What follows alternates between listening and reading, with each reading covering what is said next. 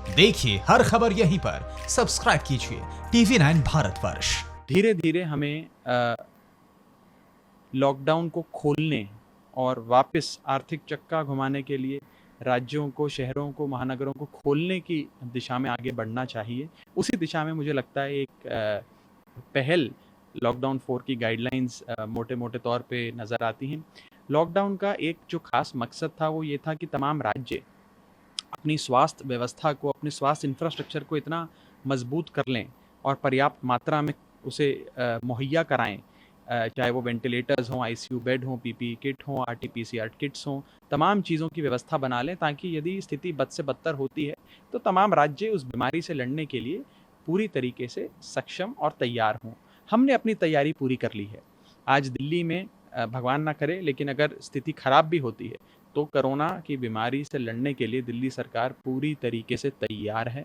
और हमारा ये मानना है कि जो कंटेनमेंट इलाके हैं उनको छोड़ने के अलावा उनको अगर परे कर दें, बाकी जो इलाका है उसमें धीरे धीरे सोशल डिस्टेंसिंग के कानून के साथ, फेस मास्क पहन के उन नॉर्म्स के साथ हमें धीरे धीरे नॉर्मलसी की ओर, यानी कि लॉकडाउन को समाप्त कर ओपनिंग अप की ओर, उस दिशा में हमें आगे काम करना है।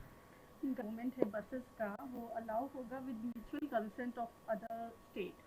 देखिए अभी जैसा मैंने आपको बताया, अभी गाइडलाइन आई है, कुछ ही मिनट पहले गाइडलाइन जारी हुई हैं। ज़ाहिर सी बात है कि सरकार पूरी तरीके से इसको एनालाइज़ कर दिल्ली शहर में क्या-क्या चीज़ें लागू होंगी उस पे औपचारिक तौर पे अपनी प्रतिक्रिया जारी होगी। लेकिन एक चीज़ साफ नज़र आ रही है, जैसे कि इन गाइडलाइंस में थोड़ा-सा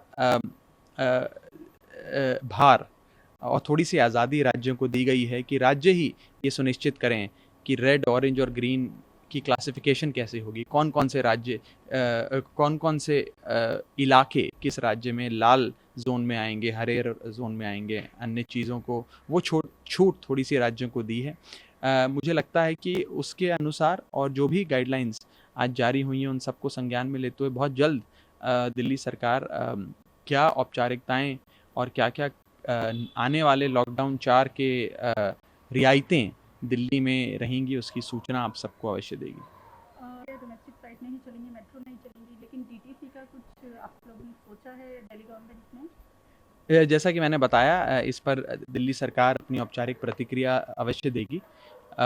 जो बहुत सारे सुझाव हमें आए हैं, माननीय मुख्यमंत्री जी ने दिल्ली वालों से सवाल पूछे, उनसे सुझाव मांगे, उनसे पूछा कि क्या सजेशंस हमें केंद्र सरकार को देने चाहिए, लॉकडाउन 4 की क्या दिशा और दशा होनी चाहिए, जनता भी बताए, जनता अपने सुझाव दे।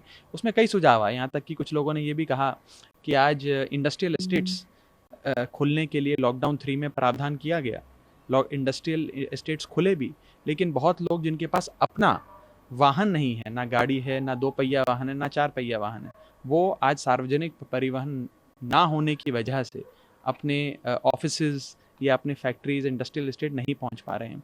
तो वो एक कंसर्न था जो दिल्ली की जनता का निकल कर आया है। मुझे पूरा विश्वास है कि बहुत जल्द, अभी तो कुछ ही मिनट हुए हैं इन गाइडलाइंस को आए, पूरी सरकार बैठकर इसका अध्ययन करेगी और जो भी दिल्ली की जनता के हित में होगा उसे लागू करेगी दिल्ली में। एक चीज़ हमें समझनी होगी कि लॉकडाउन अंतहीन नहीं हो सकता है।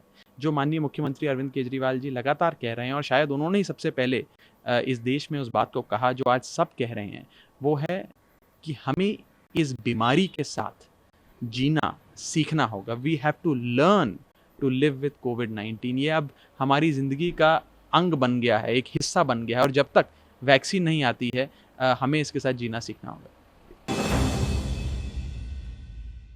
न्यूज़ टॉप 9 रोज सुबह 7 बजे और शाम 7 बजे सिर्फ TV9 भारतवर्ष पर।